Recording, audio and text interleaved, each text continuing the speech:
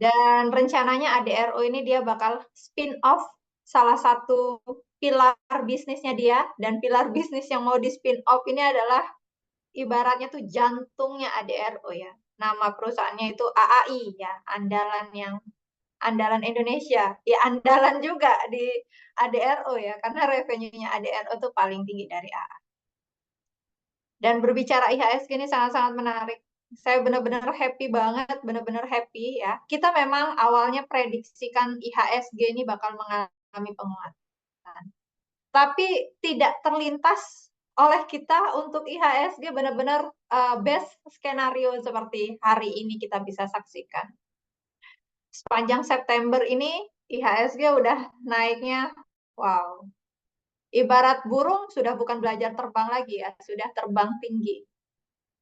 Makanya hari ini saya sempat katakan, hari ini ada dua kabar, kabar bahagia dan juga kabar sedih. Kabar sedihnya adalah, Mas Sogi kayaknya tahu kabar sedihnya apa ya.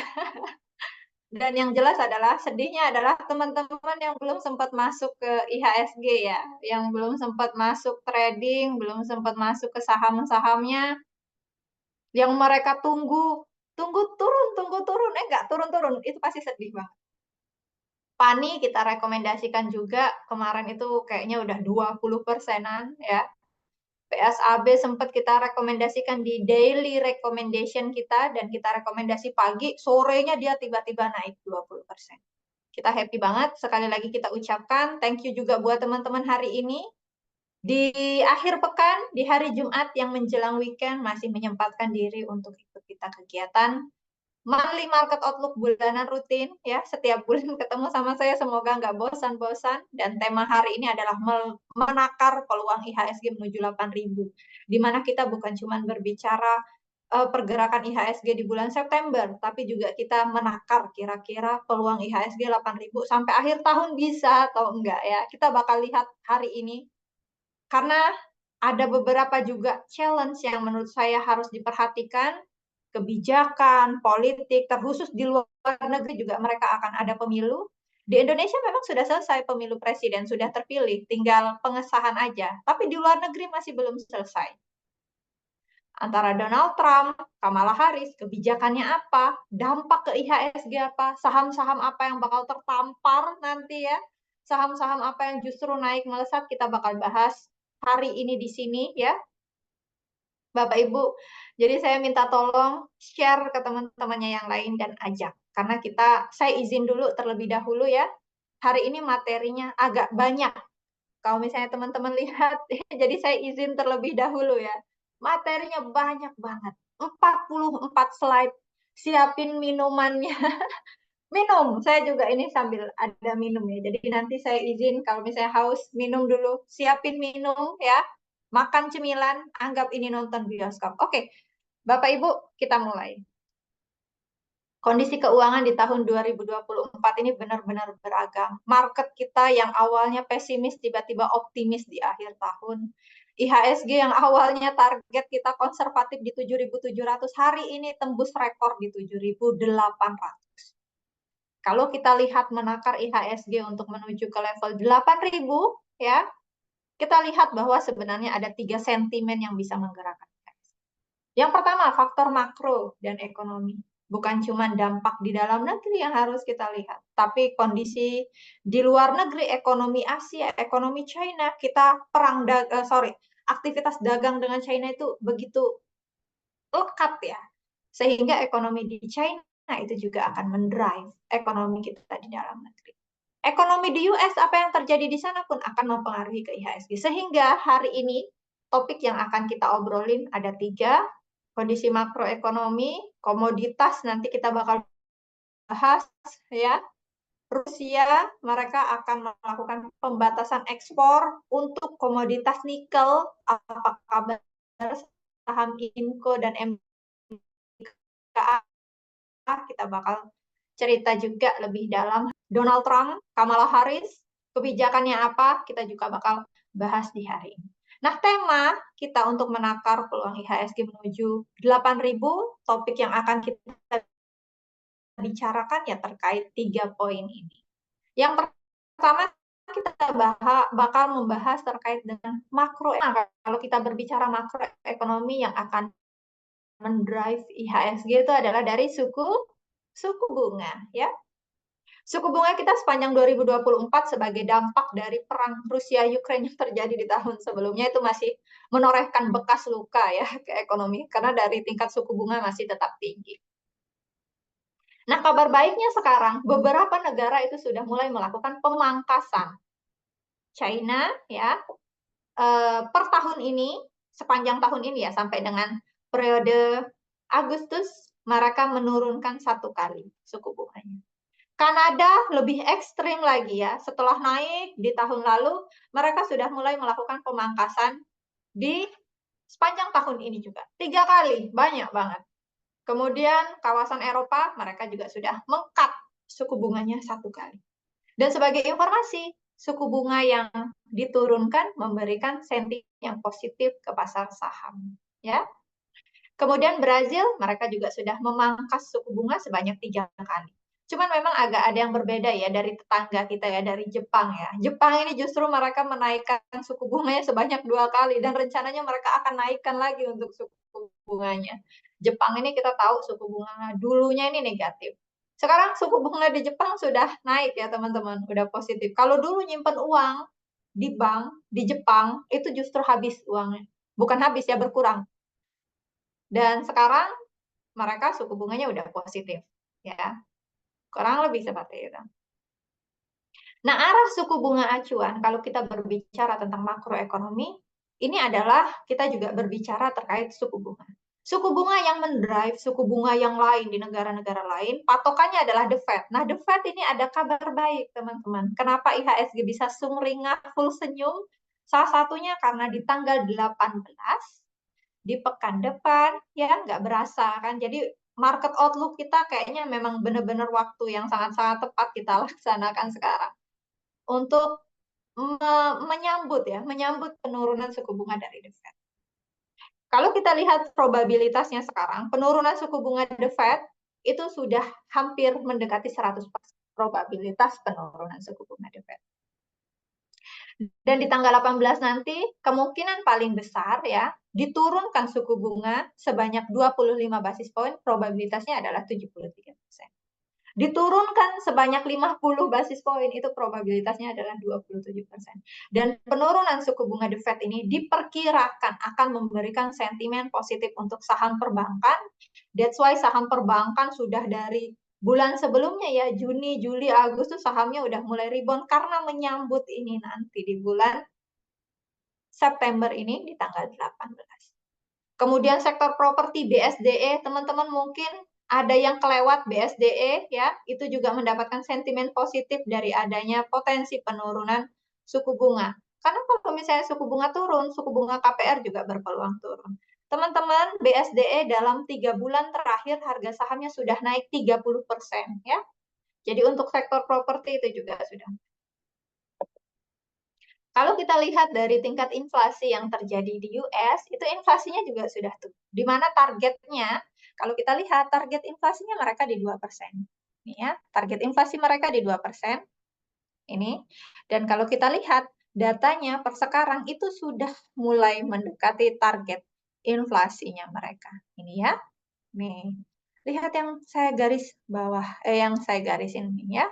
Arahnya sudah mulai turun untuk inflasinya dan diperkirakan semakin ke depan di tahun 2025 inflasinya mereka semakin terkendali, semakin turun sehingga semakin terkendalinya inflasi di US ini memberikan keyakinan bahwa The Fed mungkin akan melakukan penurunan lebih dari 1 kali di akhir tahun ini. Jadi bukan cuma September ya. Semoga di Desember The Fed nurunin suku bunganya lagi. Jadi semakin bergairah lagi untuk marketnya kita ya. Yang mereka masih menunggu-nunggu, kasihan marketnya udah keburu lari ya. Yang udah punya di harga bawah happy cuan, full senyum. Oke? Oke. Kita lihat bahwa memang faktor dari US pun mereka sudah mendukung penurunan suku bunga ini dan diperkirakan dengan tingkat inflasi yang semakin turun, forecast kita terhadap suku bunga ini bisa mencapai level 4% ya pada Juni 2025. Sehingga perkiraan kita di akhir tahun ini mungkin masih ada peluang untuk turun lagi nih suku bunga, bukan cuma September. Desember atau November itu kemungkinan akan ada penurunan lagi. Ya, minimal 1 kali lagi lah. Jadi 2 kali lah, September dan 1 bulan lagi sisanya di akhir tahun turun lagi 25 basis point. Sehingga di tahun ini kemungkinan ya minimal 50 basis point lah turun untuk suku bunga The Fed. Dan ini tentunya memberikan sentimen yang positif. Lalu apa kabar untuk Bank Indonesia? Tentunya Bank Indonesia akan memfollow ya. Karena kita adalah followers ya, teman-teman. Bukan kita yang mendrive, tapi kita didrive oleh The Fed. Jadi pada saat The Fed nurunin suku bunga, Bank Indonesia juga berpeluang mereka akan melakukan adjustment. Suku bunga Bank Indonesia diperkirakan juga mengalami penyesuaian dan kita perkirakan juga akan mengalami penurunan ya, dipangkas suku bunganya. Kayak gitu. Dan ini sentimennya ke sektor perbankan, properti, otomotif bagaimana? Tentunya positif. Kemudian nilai tukar. Kalau kita lihat per Agustus ya, suku bunga sudah mulai stabil, ini juga memberikan dampak ke nilai tukar rupiah. Nilai tukar rupiah kita semakin kuat, ya Bapak Ibu. Kalau nilai tukar menguat, artinya sektor yang mendapat keuntungan adalah sektor kesehatan. Ya, jadi bukan cuma properti, perbankan, kesehatan juga mendapatkan sentimen yang positif. Kesehatan rumah sakit, kesehatan farmasi, ya, demikian kayak saham SIDO, SILO, ya Bapak Ibu itu juga mendapatkan sentimen positif. Begitu. Ya, saham SIDO kayaknya sudah mulai uget-uget. Hari ini kayaknya naik 5% ya sini. Beberapa waktu lalu memang dia sempat turun ya. Cuma naik lagi, turun, naik lagi ya memang agak roller coaster ya sebenarnya pergerakannya. Tapi dia adanya penguatan dari nilai tukar rupiah ini tentunya memberikan sentimen positif untuk sektor kesehatan. Dan diperkirakan nilai tukar rupiah ini akan tetap stabil ya, semakin stabil tentunya. Ya di kisaran range 15.800 lah ya, di tengah-tengah. Kalau kita lihat pergerakan range untuk untuk nilai tukar rupiah ini perkiraannya 15.500 sampai dengan 15.900. Dan kondisi yang kondusif untuk nilai tukar rupiah ini tentunya memberikan sentimen yang positif juga untuk sektor kesehatan dan berbagai sektor lainnya secara tidak. Begitu ya. Nah, kemudian ini juga dari sisi politik ya, politik. Kenapa nilai tukar rupiah ini ada kaitannya dengan politik? Karena Bapak Ibu mungkin sempat dengar ya ancaman dari dari Donald Trump ya, salah satu calon presiden di US. Dia sempat singgung tuh di berita. Teman-teman mungkin bisa cari di CNN, Kontan, Bisnis Indonesia. Dia sempat kasih statementnya kayak bagi negara-negara yang melakukan dedolarisasi, dia akan mengenakan tarif 100% ke negara tersebut. Ya. Nah, salah satu organisasi yang melakukan dedolarisasi ya, yang melakukan praktek dedolarisasi itu adalah BRICS. BRICS ini adalah aliansi dari negara Brazil, Rusia ya, kemudian India, China dan Afrika Selatan. Tahun lalu dan kayaknya tahun dari 2021 ya, Indonesia ini digembar-gembor kayaknya bisa jadi salah satu calon yang masuk juga ke BRICS. Tapi ternyata Indonesia masih mengurungkannya, ya. 2022 pun masih belum masuk dan sampai sekarang pun ini terakhir ya, statement dari Menteri Luar Negeri kita Ibu Retno Marsudi, mereka mengumumkan bahwa keputusan untuk masuk ke BRICS ini kayaknya bakal diambil pada masa pemerintahan di bawah Pak Prabowo Subianto. Nah, nanti apakah Indonesia akan masuk BRICS atau tidak, ini nanti akan diputuskan di tahun depan oleh Pak Prabowo ya. Kita akan lihat arahnya. Tapi kalau menurut saya sih kayaknya kita nggak bakal bergabung ke BRICS ya, karena udah takut nih ya. Kalau misalnya Trump yang terpilih, karena elektabilitas Trump sama Harris tuh tipis-tipis ya, beda tipis ya teman-teman. Kayak cuma selisih 1-2% aja kalau kita berbicara tentang elektabilitas. Sehingga kayaknya pemerintah kita yang nantinya Pak Prabowo mungkin dia juga akan mempertimbangkan lah ya. Kalau masuk BRICS, memang sih secara nilai tukar kita bakal lebih strong. Tapi dampak ke ekonomi kalau kita diterapkan tarif 100% oleh US, kocar-kacir juga ya. Jadi nampaknya sih Indonesia tidak akan masuk ke bridge karena takut ya. Kalau misalnya dipukul itu tarif 100% sama Trump, bengap juga ya. Jadi kayaknya sih. Sehingga karena Indonesia belum bergabung dengan bridge, ini untung ya, bersyukur. Coba kalau sudah bergabung kemarin, wah ngeri juga ini, kita pasti udah udah ngeri gitu. Cuman bersyukurnya Indonesia belum bergabung dengan bridge sampai dengan saat ini, sehingga ancamannya Trump ya, yang dia akan mengenakan tarif 100% kalau dia jadi presiden kepada negara yang melakukan dedolarisasi, terselamatkanlah kita ya. Kalau misalnya nanti Kamala Harris yang jadi presiden, ya bisalah dibicarakan masuk ke bridge ya. Cuma kalau Trump yang jadi presiden, aduh ngeri. Ngeri. Sehingga secara kesimpulan, dari sisi makro dan ekonomi, kondisinya masih kondusif untuk mendukung penguatan IHSG. Itu kalau dari sisi makro dan ekonomi. Apa kabar dari komoditas dan industri? Ya, aduh. Bapak Ibu mohon maaf ya, ini memang materinya agak panjang. Mungkin saya agak skip sedikit, nggak apa-apa ya, karena waktu nggak berasa loh, ini udah hampir setengah jam ini saya ngomong ya. Nanti materinya akan tetap kita publish. Lanjut, sentimen yang kedua, ini baru sentimen yang kedua, komoditas dan industri. Ya, kita lanjut. Dari sisi komoditas dan industri, kalau kita lihat masing-masing dari kinerja sektoral, ternyata secara year to date itu beberapa masih mencatatkan negatif. Kalau kita lihat secara year to date, yang paling naiknya signifikan itu adalah sektor energi. Naiknya 26%. Sektor healthcare 8%. Consumer cyclical 9%. Properti 7% tuh. Ya.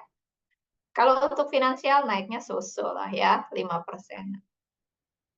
Dan kalau kita lihat yang menjadi movers bagi IHSG sepanjang tahun ya Bapak Ibu, sepanjang tahun itu adalah BRAN, BMRI, TPIA. Memang sahamnya Prajogo ini the best juga ya. Dari sisi returnnya memang luar biasa. Yang masuk ke grupnya Prajogo ya happy cuan lah ya, karena naiknya udah kencang banget. Dan juga kita harus perhatikan ya, Indonesia sekarang udah cukup menarik, bukan cuma domestik yang suka di marketnya kita sendiri, tapi foreign pun sudah tertarik. Kita lihat bahwa arus foreign ya, net foreign, net buy ke kita itu sudah 30 triliun. 30 triliun sepanjang tahun. Kalau kita lihat per 3 bulan terakhir lebih deras lagi, kayaknya hampir 40 triliun masuk ke kita. Ya. Nah, kalau kita lihat dari secara kinerja sektoral, yang finansial masih bagus, ya, Bapak Ibu, masih cukup bagus.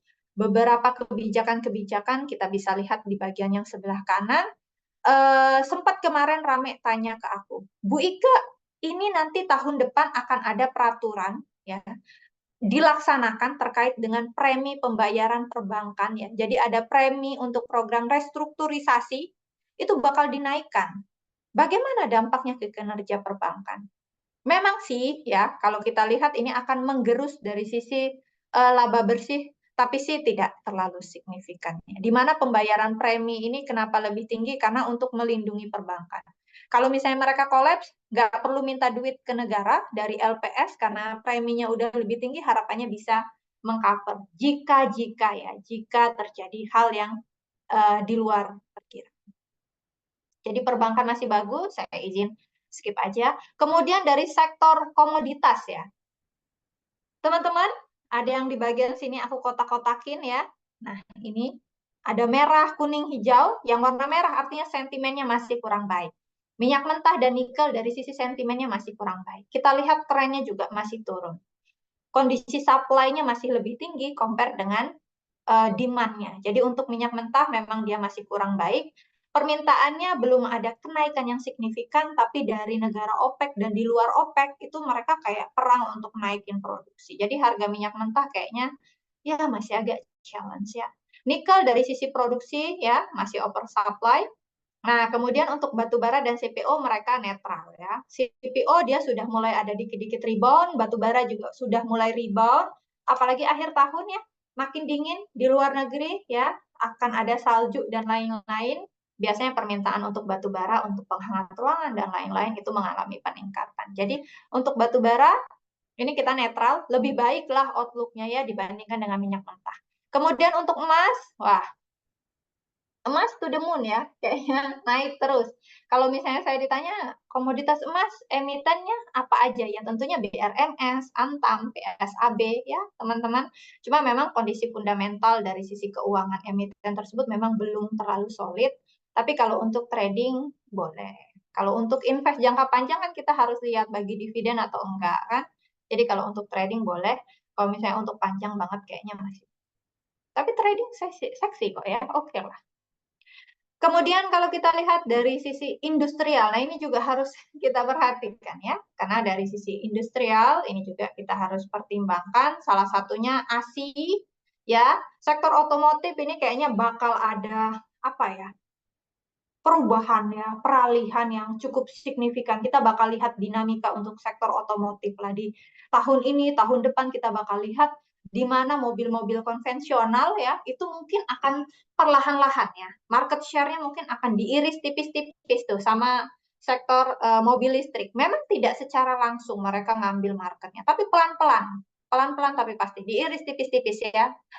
Jadi untuk ASI ini mungkin harus kita lihat ya, manajemen dari ASI mungkin mereka harus melakukan manuver, mereka harus mempertimbangkan mobil listrik karena pemerintah Indonesia tahun 2045 ini mereka akan menghentikan penjualan mobil ya, mobil untuk ICE. Jadi udah nggak bahan bakar bensin, pertalite, pertamax itu udah nggak. Jadi ekspektasinya adalah mobil-mobil listrik lah yang bisa dijual. Ya, jadi ini juga harus jadi pertimbangan bahwa sektor otomotif ini mungkin akan ada manuver yang kita bakal lihat ke depannya. Kemudian untuk infrastruktur, Wika ya, Wika, Waskita, Adi, dan rekan-rekannya ini akan ada merger BUMN Karya. Di tahun depan akan ada perubahan kepemimpinan dan kita akan lihat ya bagaimana dari Menteri BUMN akan memperbaiki ini. Kita harus lihat, semoga janji yang sudah diberikan tidak sebatas janji. Semoga Wika, Waskita, Adikarya bisa terselamatkan ya. Kayak PTPP ini mereka yang aku bulet-buletin ini adalah yang mereka akan digabungkan. Kayak Wika sama PTPP ya. Adikarya sama Nindya sama Abipraya ini bakal digabung jadi satu ya. Kemudian Waskita juga akan digabungkan jadi satu dan mereka juga sudah ada klaster-klaster fokus pembangunannya kemana. Itu juga semoga bisa benar-benar diterapkan dan sukses sehingga bisa membantu dari sisi keuangannya mereka ya. Karena perusahaan-perusahaan konstruksi infrastruktur mereka masih challenge banget ya. Tantangannya masih agak berat banget, restrukturisasi utang, utang, utang, utang ya. Itu mungkin harus dibenahi dan kita akan lihat ke depannya bagaimana. Sudah mulai terlihat tanda-tanda perbaikan dan semoga perbaikan ini semakin baik lagi ke depan. Saham Wika juga sudah terus mengalami kenaikan ya. Semoga Waskita cepat open suspend ya. Jadi teman-teman yang mungkin nyangkut bisa bisa mulai perbaikilah dari sisi portofolionya. Dan semoga Waskita juga nasibnya sama kayak Wika, karena Wika pada saat open suspend harga sahamnya naik. Semoga Wika juga demikian. Kita semuanya berharap yang positif ya. Kemudian untuk sektor basic material ini kayaknya kita netral ya. Netral teman-temannya. Karena beberapa kalau kita berbicara basic material ini berkaitan juga ya sama komoditas. Jadi kayak Inco ya, kemudian Antam, terus juga ada sektor basic material ini agak gado-gado ya. Ada sektor semen juga. Sektor semen kita lihat ke depan sebenarnya ada peluang, tapi sih kita masih cenderung netral. Peluangnya adalah dengan adanya proyek IKN, penambahan proyek-proyek pembangunan yang lain, semoga bisa meningkatkan konsumsi semen. Tapi kita tidak melihat hal yang signifikan. Hanya membantu saja mungkin ya.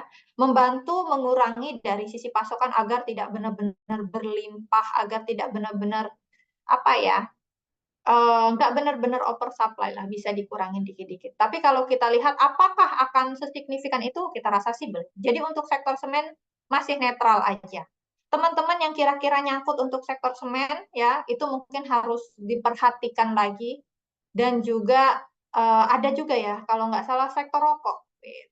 Nanti kita bakal bahas untuk sektor rokok di bagian bawah. Itu juga harus diperhatikan. Sektor semen dia memang ada perbaikan, tapi jangan terlalu ini ya, jangan terlalu berharap banyak gitu ya. Baik. Kemudian di sini juga untuk sektor healthcare ini memang ada kenaikan anggaran RAPBN dari pemerintah, kenaikannya ada 5,5%. Tapi ini tidak berdampak secara langsung. Sentimen positif, iya sentimen. Tapi dampak secara fundamental ke laporan keuangan ini harus kita evaluasi kembali. Karena kalau untuk alokasi kesehatan 5,5% sebenarnya itu kenaikannya pun tidak terlalu tinggi ya, 5,5%. Ada sih kenaikan tapi tidak terlalu tinggi. Sehingga dampak ke sektor kesehatan pun tidak secara langsung ya. Ini juga harus kita perhatikan. Outlook-nya sih kita positif ya, ditambah dengan nilai tukar yang semakin stabil. Ini outlook untuk sektor kesehatan positif ya, tapi juga harus tetap konservatif. Kemudian ini sih ada beberapa hal sebenarnya penyebaran untuk cacar monyet ya atau monkeypox. Ini sebenarnya ya kita berharap nggak masuk ke Indo ya. Sebenarnya saya mau ini juga agak ngeri-ngeri juga ya. Ya semoga untuk monkeypox nggak masuk ke Indonesia. Tapi beberapa negara lain itu mereka sudah ada catatan terinfeksi di sana.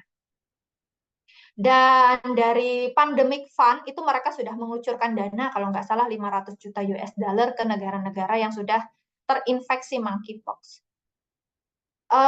Kalau misalnya, aduh saya mau bilang kalau ini kayak nggak tega gitu ya. Kalau misalnya, ya ini kemungkinan terburuk aja, amit-amit semoga nggak masuk. Kalau misalnya monkeypox ini terinfeksi ke Indonesia, sektor kesehatan akan booming ya, akan booming kembali. Tapi kita tidak berharap demikian. Pemerintah benar-benar bisa memperketat ya. Semoga tidak ada yang masuk ke Indonesia ya, semuanya aman terkendali dan teman-teman juga di sini semuanya jaga kesehatan. Semoga tidak terjadi ya. Semoga tidak terjadi. Nggak apa-apa lah, saya kalau disuruh pilih-pilih, pilih cuma sektor kesehatan, tapi monkeypox masuk ke Indo atau lebih baik nggak? Saya lebih pilih janganlah, jangan masuk seandainya saya bisa. Oke, itu iklan aja sedikit. Kemudian ke sektor properti, positif ya. Positif sudah. Kita langsung ini aja karena mengingat waktu. Positif. PPN diberi insentif sama pemerintah, suku bunga juga turun, positif. Kemudian sektor transportasi. Sektor transportasi ini mungkin harus kita perhatikan. Kita outlook-nya enggak terlalu bagus untuk sektor transportasi. Apalagi beberapa kayak SMDR, Temas ya, atau beberapa yang lainnya mungkin mereka bergerak di bidang aktivitas logistik ke luar negeri. Beberapa negara kayak Tiongkok ya, Jepang atau yang lain, ekonominya mereka tuh agak kurang baik sekali. Apalagi perang dagang dan lain-lain. Kemungkinan resiko perang dagang ya, China, Kanada, China dengan beberapa wilayah Eropa juga itu juga menyebabkan aktivitas dagang logistik ke luar negeri juga agak sedikit melambat. Sehingga untuk sektor transportasi khususnya yang kayak shipping ya, kayak pengiriman komoditas kayak SMDR itu outlook-nya belum terlalu baik ya. Sehingga kita masih downgrade lah ya kayaknya untuk sektor ini. Kemudian untuk sektor teknologi ini juga ceria. Ya, ini juga ceria. Sektor teknologi mereka juga ini mendapatkan sentimen yang positif dengan adanya penurunan suku bunga.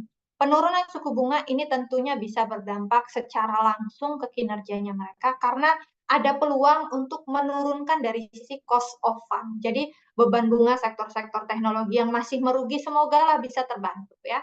Kalau suku bunga makin tinggi, makin parah sektor teknologi. Cuman kalau suku bunganya makin baik, semoga bisa terbantu mereka. Jadi kayak saham Goto, Buka, Emtek ya, beli, semoga bisa tertolong lah dari sisi kinerja keuangan.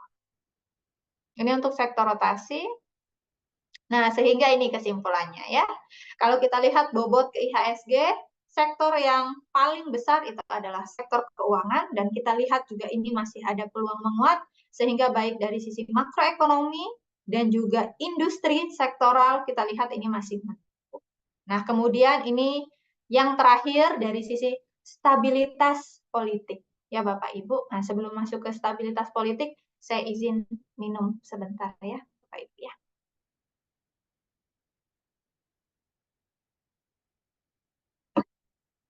Oke, kita lanjut ya. Untuk sentimen, yang ini penggerak IHSG dari sisi politik, nah ini mungkin yang agak sedikit was-was ya.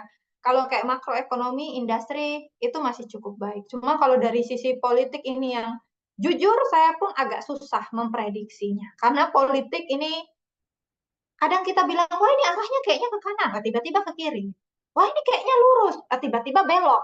Jadi politik ini tidak ada yang bisa menebak. Banyak yang kegocek ya. Banyak yang kegocek.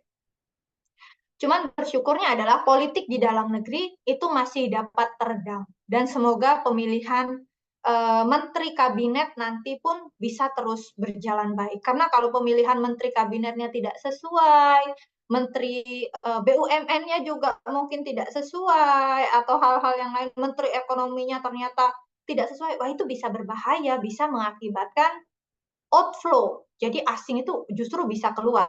Menteri kabinet yang dipilih nanti ternyata tidak dianggap oleh investor itu tidak mumpuni. Wah kayaknya ini nggak bisa deh. Nah, misal kayak gitu ya, itu akan menyebabkan hal yang negatif. Jadi saya rasa makroekonomi kita aman, industri sektoral kita juga bagus, tapi sektor stabilitas politik ini yang kita sama-sama harus perhatikan.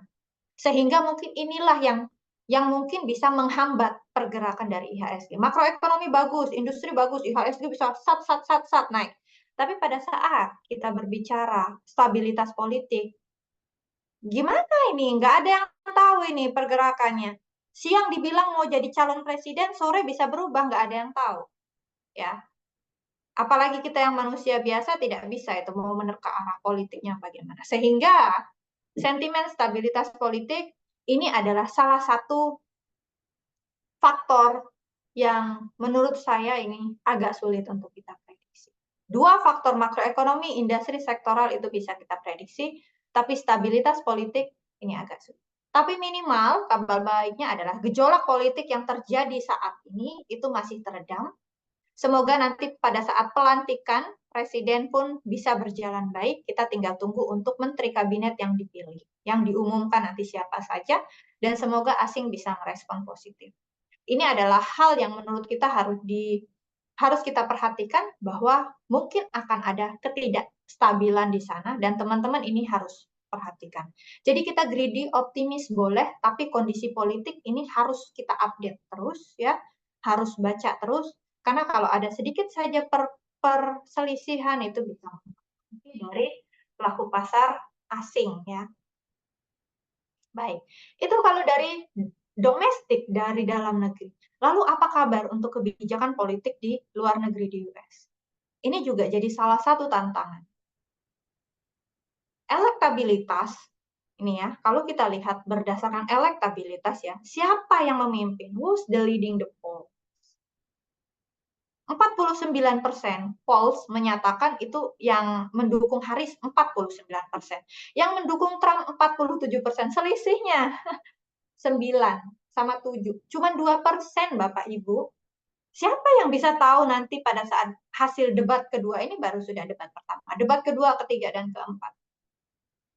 Nah, kalau misalnya Trump ini nanti dia jadi presiden, banyak yang akan harus lebih kita antisipasi lagi. Jadi memang saat ini kita sedang di atas awan, ya. Saat ini kita sedang di atas awan. Nah, yang bisa menarik kita jatuh ke bumi ya dari sisi stabilitas politik. Dan kita semua di sini berharap adalah domestik kita sudah baik, ya. Stabilitas politik kita sudah cukup baik, teredam, dan semoga kondusivitas yang terjadi saat ini bisa terus berlangsung sampai dengan tahun 2025. Semoga kebijakan yang diambil oleh pemerintah yang nantinya disahkan itu bijaksana, kebijakannya bisa memberikan kebijakan yang bijaksana, yang pro terhadap pasar saham, dan kita juga berharap semoga kondisi politik di luar negeri, karena ini selisihnya tipis, ini yang harus kita perhatikan. Salah satu variabel yang sulit untuk diprediksi. Sehingga dari posisi stabilitas politik luar negeri ini mungkin kita kasih warna merah ya, red ini sebagai antisipasi kita ya, karena ini jujur dari sisi variabel saat ini elektabilitas Harris dan Trump selisihnya tipis, apapun bisa terjadi, sehingga memang penguatan dari IHSG apakah mampu menuju 8.000, peluangnya ada, dan memang variabel tidak terduga ini kita akan sama-sama lihat ya. Semoga hasilnya positif sehingga IHSG bisa menuju 8.000. Bahkan kalau misalnya the best skenario, stabilitas politik luar negerinya ternyata mendukung, tidak menutup kemungkinan IHSG bahkan bisa menuju ke 8.200 untuk di tahun 2025. Jadi di awal tahun 2025 tidak menutup kemungkinan untuk IHSG ke 8.200 apabila dari sisi stabilitas politik luar negeri dan di dalam negeri semuanya mendukung. Itu bakal jadi benar-benar the best skenario. Jadi untuk sekarang advice kita adalah IHSG ada peluang ya, apalagi hari ini IHSG sudah tembus rekor di 7.800 ya, walaupun ditutup agak sedikit koreksi, tapi minimal sudah mencetak rekor tertinggi baru pada hari ini. Dan kita perkirakan IHSG akhir tahun menakar peluang IHSG ke 8.000. Apakah ada peluang? Kita lihat masih ada peluang. Sehingga kalau kita lihat dari sisi sentimen, ada dua sentimen yang bisa mendrive IHSG dari faktor ekonomi dan makro, komoditas ataupun dari sektoral itu masih mendukung. Cuman memang yang agak sedikit membebani dari stabilitas politik yang masih belum terlalu stabil sekarang. Jadi jikalau kondisi stabilitas politik makin memanas, itu bisa mengurangi probabilitas IHSG ke 8.000. Ya, memang agak sedikit disayangkan. Nah, ini kita masuk dari sisi teknikal. Ini salah satu penutupan dan bonus dari kita. Kita kasih beberapa rekomendasi saham. Teman-teman boleh catat untuk saham-saham yang kita kasih rekomendasi ya. Kita biasanya kasih bonus-bonus, bukan bonus dalam hal uang, tapi aku rasa bonus rekomendasi saham lebih bagus ya. Nah, ini untuk rekomendasi dari sisi IHSG ya. Kalau secara moderat 7.800 ini kita buat ini sebenarnya beberapa waktu yang lalu, tapi kita nggak nyangka ternyata 7.800 langsung ditembus hari ini ya. IHSG kita perkirakan naik, tapi kita tidak mengira bahwa IHSG bisa naiknya sesuper power seperti ini ya. Oke, jadi untuk target bullish-nya adalah di 8.000 ya. Variabel yang mungkin memberatkan IHSG adalah dari stabilitas politik, tapi sejauh ini untuk saat ini stabilitas politik kita masih baik. Yang harus kita antisipasi adalah ke depan ya, dan ini juga dari sisi politik mungkin akan terus kita update ya di setiap bulan. Jadi Bapak Ibu tidak perlu khawatir.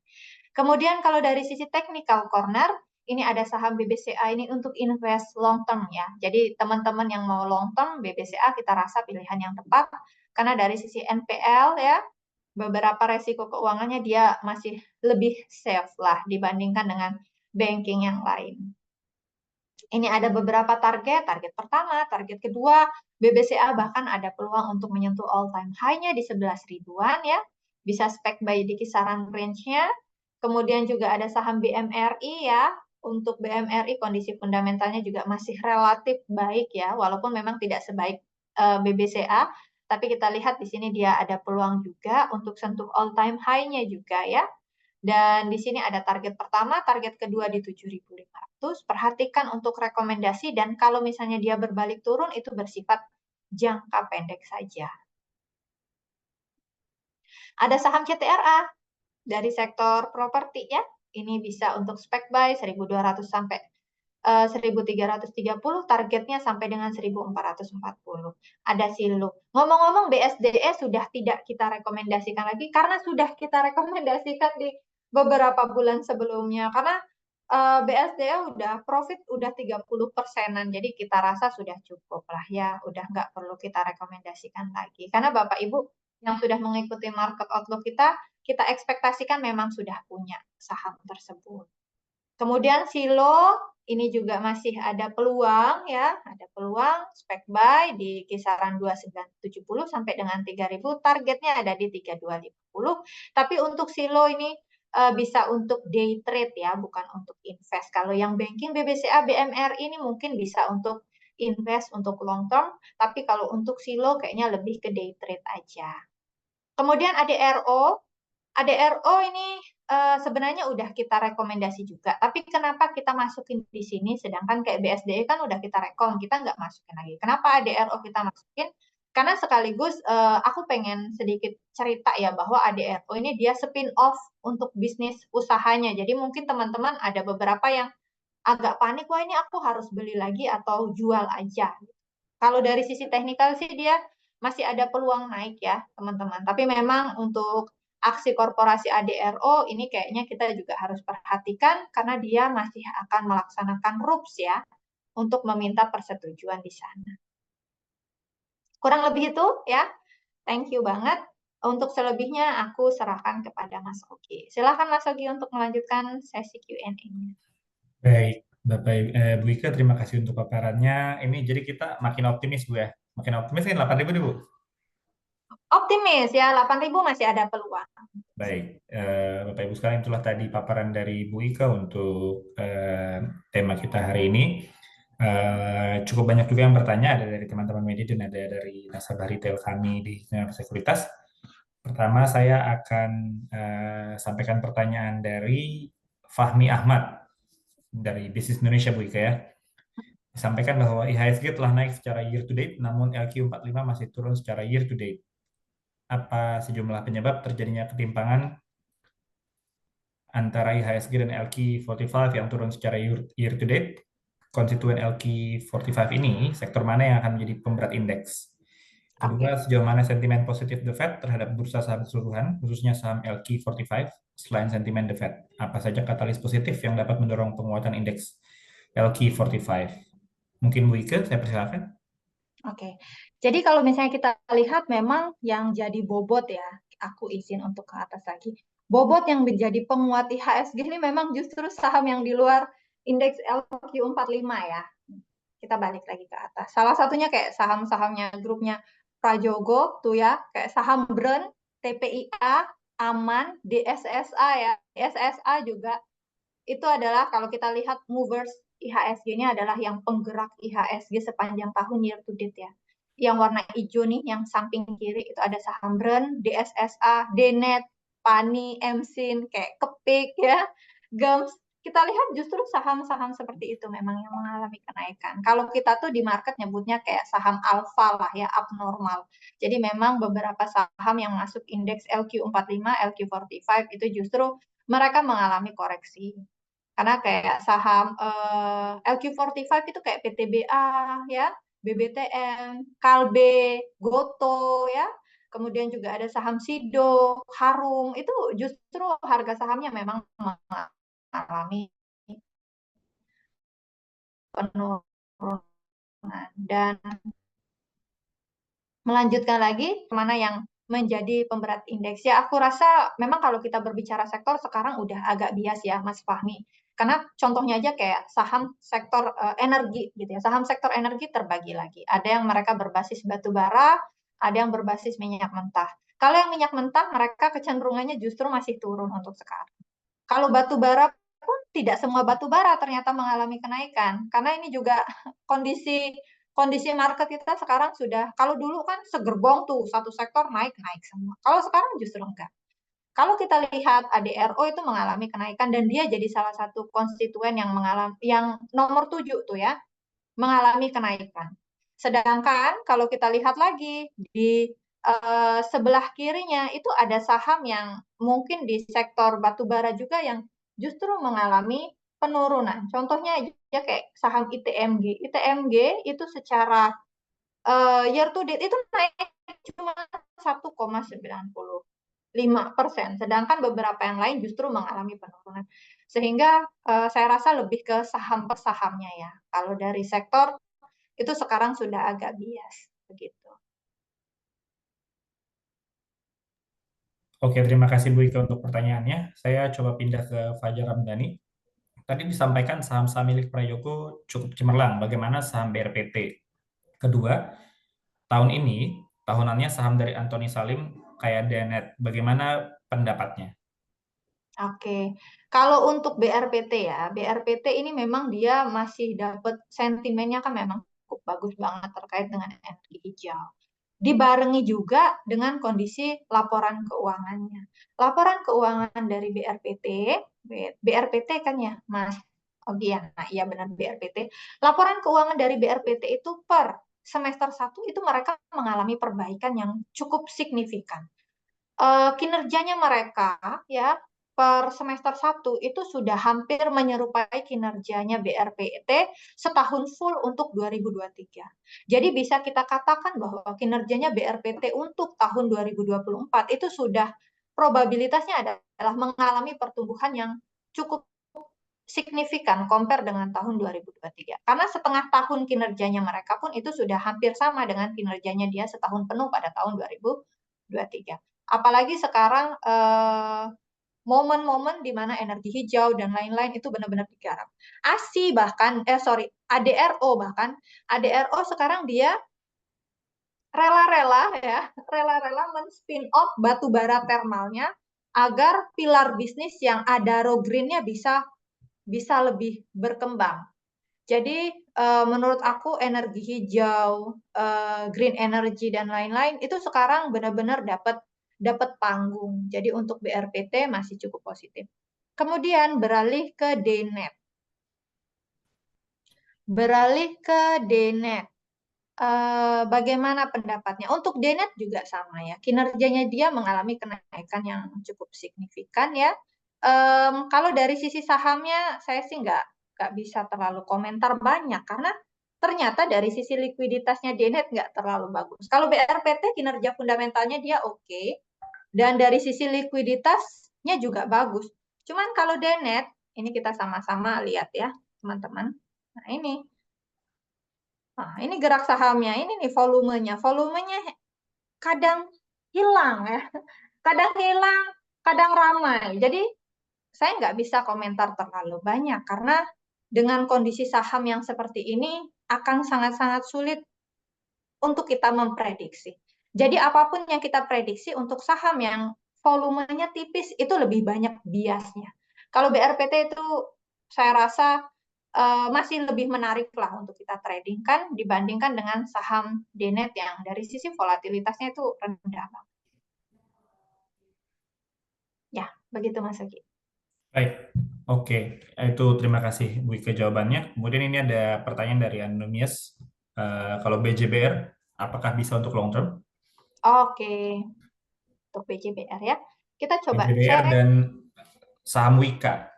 Oh, sebenarnya untuk Wika ini kita harus lihat juga ya kebijakan ke depannya bagaimana. Memang sih dari sisi EBITDA-nya Wika dia sudah mulai ada perbaikan. EBITDA ya, EBITDA-nya Wika ini sudah mulai baik. Tapi memang aksi merger BUMN ini kita harus lihat bagaimana ke depannya. Jika memang bisa diterapkan, dilaksanakan dengan baik, maka sentimennya pun akan positif.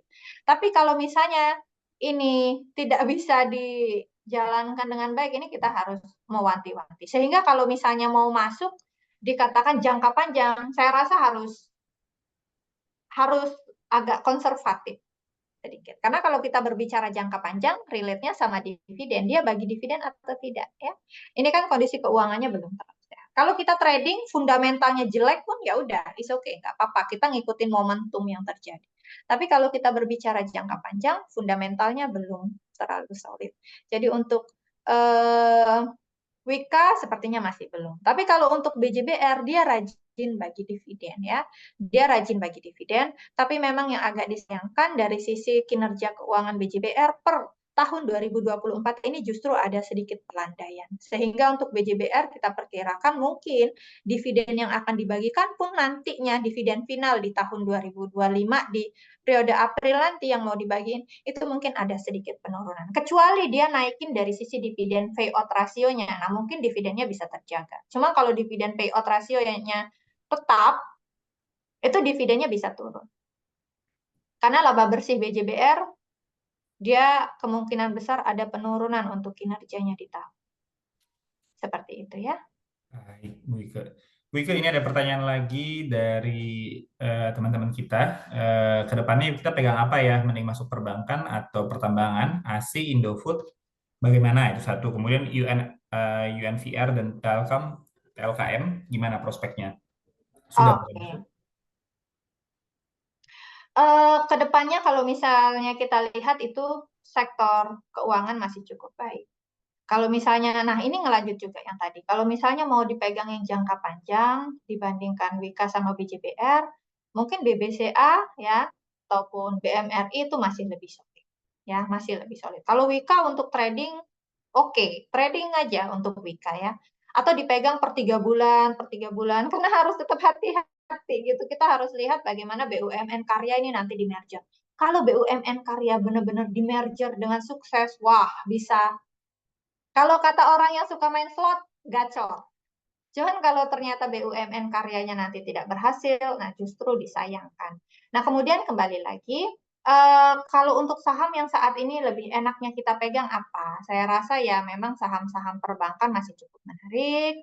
Kemudian juga kalau mau pertambangan ADRO ya, nanti kita akan lihat aksi korporasinya. Saya rasa itu adalah momentum ya yang cukup baik karena AAI kemungkinan mau penawar AAI ini adalah salah satu perusahaan di anak usahanya ADRO, ini adalah penyumbang terbesar revenue-nya ADRO. Kalau beneran dia nanti bakal dilistingkan, wah itu bakal menarik ya. Saya lihat ada peluang yang cukup besar di sana. Kemudian untuk saham ASI ini mungkin bisa untuk middle ya, middle term, medium term, yang artinya ASI ini akan ada transformasi nih ya, Mas Oki ya. Dan juga ini pertanyaan dari Kak Yuliana, akan ada transformasi mobil ya, mobil listrik ini bakal ada transformasi besar-besaran. BYD ya, harganya itu paling cuma berapa? 300 juta kayaknya BYD Seal ya. Compare sama Kijang Innova, mahalan Kijang Innova. Tapi pada saat kita jalan-jalan nih anak-anak Gen Z jalan-jalan naik BYD Silwa itu keren banget ya. Naik Innova kayak pinjam mobilnya ayah gitu. Jadi menurut aku peralihan mobil ke electric car ini bakal berasa ya, khususnya untuk wilayah perkotaan. Jadi untuk ASI ini bakal ada transformasi lah untuk sektor otomotif. Jadi mungkin ini wait and see dulu. Kalau jangka menengah nggak apa-apa. Rike, kalau Kalau untuk nikel dan CPO nikel, gimana?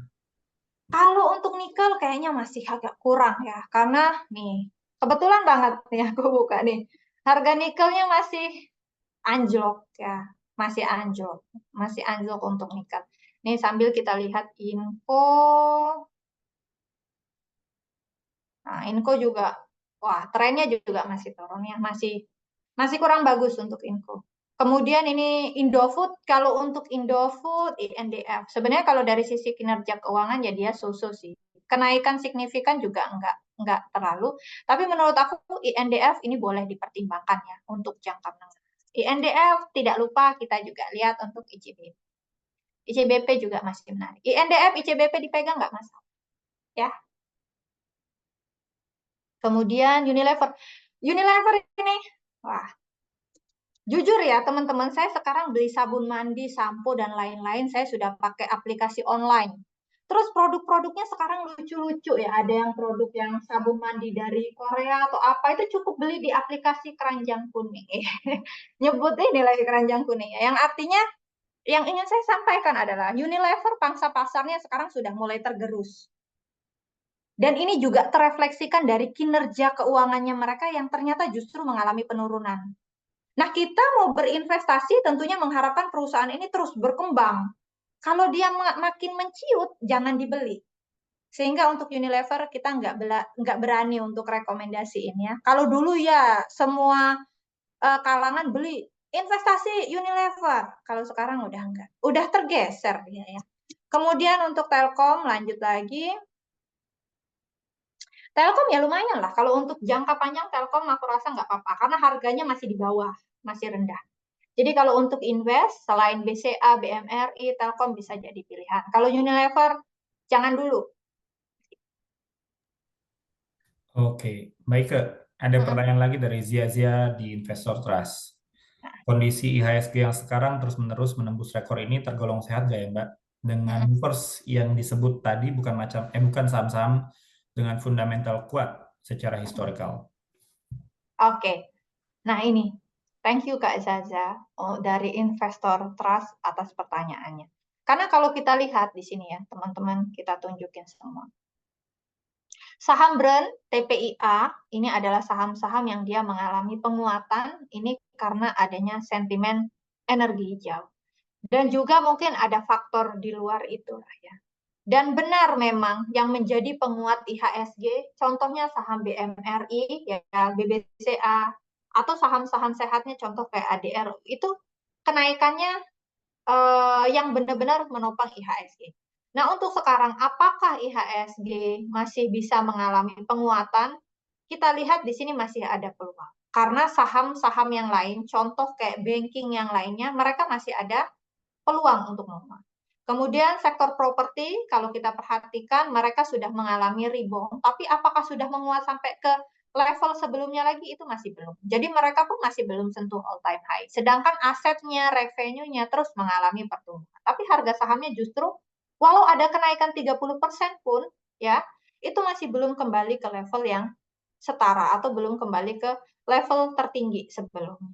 Jadi ekspektasi kita jikalau saham-saham brown PTIK atau mungkin beberapa saham yang nggak terlalu liquid kayak DNET tadi nggak terlalu liquid. Seandainya saham ini diem aja dengan adanya peluang penurunan suku bunga The Fed ini bakal kasih aura yang positif, maka ekspektasinya adalah saham-saham yang mereka memang benar-benar berfundamental baik itu bisa rebound, maka itu bisa menopang untuk pergerakan IHSG. Terima kasih Bu Ike. Oke, ini ada dua pertanyaan terakhir kita bundling. Jadi tanya saham laba bagaimana prospeknya. Kemudian Ah, apakah waskita akan keluar dari suspend next year? Dia nyangkut kayaknya dari sisi yang Busro. oke, aku jawab dari Kak Ngambar Widiatmo dulu ya, terkait dengan saham laba. Kita cek dulu. Sejujurnya saham laba ini agak bingung ya kita mau menganalisis karena memang pergerakannya kita cek aja ya. Sembari aku menjelaskan dari sisi fundamentalnya ya. Laba, laba, laba. Kita lihat. Laba dari sisi teknikal memang ini kelihatan cukup bagus, tapi yang harus kita garis bawahi adalah kenaikannya tidak sustain. Jadi kalau misalnya mau kalau Mas Ngambar suka trading tek tok is okay, nggak apa-apa. Cuman kalau tujuannya untuk invest dipegang terus panjang jangan, karena posisi dia masih rugi dan ruginya kemungkinan makin melebar, ya. Ruginya kemungkinan masih akan melebar. Kalau kita lihat dari industrinya, laba ini bergerak di bisnis produksi baja.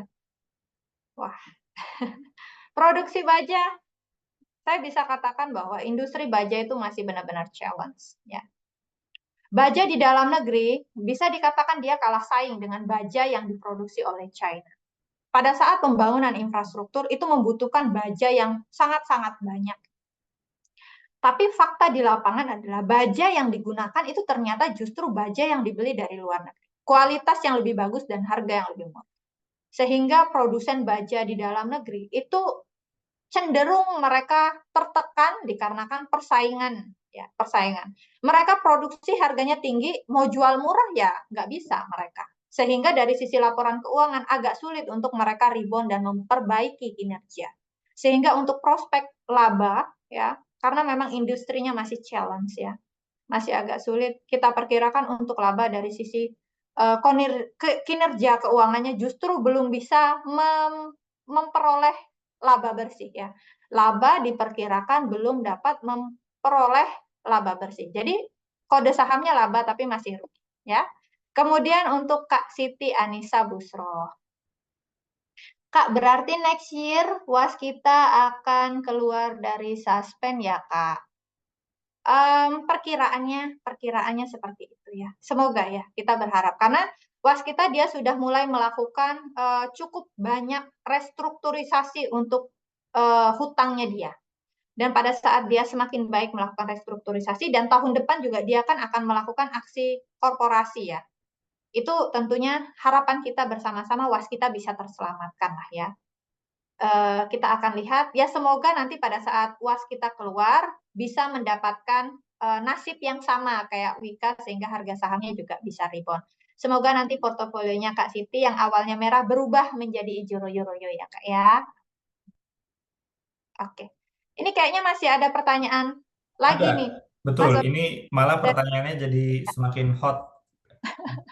Patricia dari katadata.co.id, bagaimana tren IPO BUMN yang rencananya beberapa holding akan dicatatkan sahamnya di B, di IDX? Kriteria BUMN apa saja yang bisa bagus untuk IPO? Apakah peluangnya bagus? Lalu bagaimana proyek saham Goto? Saat ini Goto menembus Rp61 per saham. Apakah kenaikan ini akan berlanjut sampai ke level X100? Apa saja sentimennya? Seperti apa outlook sektor-sektor telekomunikasi yang saat ini sedang gencar membangun data center? Terima kasih. Nah, ini pertanyaan terakhir juga Bapak Ibu ya. Monggo dijawab. Makasih ya, Mas Ogi. Makasih Kak Patricia dari Kata Data atas pertanyaannya. Benar-benar kompleks banget dan mungkin ini mewakili untuk pertanyaan yang terakhir ya. Bagaimana tren IPO BUMN yang rencananya beberapa holding akan dicatatkan di P? Kita lihat bahwa memang target untuk IPO ya di tahun depan itu masih cukup banyak. Terutama kayaknya Bank Muamalat ini juga dikejar ya sama OJK untuk mereka segera melangsungkan IPO. Dan apakah peluangnya bagus untuk saham-saham BUMN? Ya kembali lagi. Sebenarnya pada saat kita investasi, kita nggak boleh serta-merta lihat BUMN atau swasta. Kita harus benar-benar lihat dari prospeknya. Prospeknya bagus atau enggak. Dan bagi investor pun tetap perhatikan dari sisi fundamentalnya, bisnisnya bergerak di bidang apa. Kalau industrinya masih jelek, ya kita harus realistis aja. Kalau industrinya masih jelek, laporan keuangannya meskipun bagus banget, tapi industrinya masih belum belum mendukung, yaitu mungkin harus kita diskon lah atau harus kita evaluasi kembali. Kemudian bagaimana proyeksi saham GoTo? Saat ini GoTo menembus 61. Apakah kenaikan ini akan berlanjut ke level 100? Beberapa waktu ini memang GoTo sempat rame ya, dikabarkan GoTo Go 100, GoTo Go 100. Itu saya sempat lihat di beberapa grup-grup WhatsApp ya. Kalau kita lihat untuk menuju 100 itu sebenarnya memang ada peluang. Memang ada peluang ya untuk GoTo. Terlebih kalau kita lihat dari sisi kinerja keuangannya, ini saya izin sambil lihat ya. Dari sisi kerugiannya GoTo itu juga sudah semakin menipis ya, teman-teman. Dia awalnya itu dari sisi earning per share per 2023 itu mereka masih rugi Rp 75 per lembar saham. Tapi per tahun 2024 ya, per kuartal 1 dan kuartal 2 kerugiannya sudah mulai mengecil. Dan kita berharap semoga kerugian GoTo ini makin kecil dan makin kecil sehingga kinerjanya dia semakin baik. Ya. Semoga kinerjanya GoTo semakin baik sehingga peluang untuk ke 100 itu masih ada. Tapi memang apakah sampai ke level 100 ya mungkin kita juga harus diskon ya. Ke 86 mungkin bisa. Ada peluang lah dia ke sana. Dan ini juga harus kita pantau lagi ya Bapak Ibu nih. Dia ada peluang ya, ada peluang untuk dianya lanjut naik ya kisaran 76 lah kalau kita lihat ya. Level selanjutnya itu ada ke 76. Kalau misalnya 76 sudah tertembus, nah barulah nanti kita akan evaluasi apakah benar-benar bisa ke 100. Tapi sejauh ini sih peluang kenaikannya ada karena kinerja keuangannya dia positif, ditambah lagi ada sentimen penurunan suku bunga, ini juga akan mempengaruhi untuk sektor teknologi. Kemudian lanjut untuk pertanyaannya yang terakhir, masih sama dari Kak Patricia. Seperti apa outlook sektor telkom yang saat ini sedang gencar membangun? Sektor telekomunikasi ini sebenarnya mereka dituntut untuk terus berekspansi. Karena kalau kita berbicara telekomunikasi, ya, digitalisasi, internet ini terus-terusan berkembang. Kalau untuk sektor telkom, telekomunikasi, saya lihat saat ini masih netral ya. Belum ada sentimen yang menggerakkan mereka sampai sahamnya bakal naik gitu kayaknya belum. Sehingga untuk sektor telekomunikasi mereka membangun data center tapi kan dampak ke kondisi fundamental keuangannya belum belum langsung tes gitu ke laporan keuangan itu masih belum. Sehingga kita pun memberikan rating untuk sektor telekomunikasi masih netral untuk sekarang ya. Kurang lebih seperti itu. Thank you buat Kak Patricia dari Kata Data atas pertanyaannya. Saya kembalikan lagi ke Mas Oki. Baik, itu tadi jawaban dari pertanyaan terakhir di sesi Monthly Market Outlook pada sore hari ini. Terima kasih Bu Ika untuk diskusinya. Terima kasih Bapak Ibu sekalian yang sudah hadir pada sore hari ini di Monthly Market Outlook. Senang sekali rasanya bisa selama setahun menemani Bu Ika di Monthly Market Outlook dan webinar Sinar Mas Sekuritas. Bapak Ibu sekalian, saya juga mohon pamit. Ini adalah webinar terakhir saya mendampingi Bu Ika. Di sesi selanjutnya Bu Ika akan mendapatkan pasangan baru. Semoga bisa terus bertemu dengan Bapak Ibu sekalian di lain Semoga kesempatan. langgeng ya Mas Ya, Oki ya. semoga langgeng Bu Ika dengan pasangan barunya. Bapak Ibu sekalian, selamat sore. Terima kasih untuk waktunya. Mewakili seluruh tim Sinar Mas Sekuritas, kami mengucapkan terima kasih. Bu Ika juga terima kasih untuk paparannya. nanti video ini insya Allah bisa disaksikan di YouTube Steam Invest dan Bapak Ibu bisa menyaksikan kembali paparan Bu Ike. Demikian yang bisa saya sampaikan. Sampai jumpa lagi. Salam. Oke, thank you Mas Ogi, thank you semuanya. Happy weekend. Weekend, happy long weekend.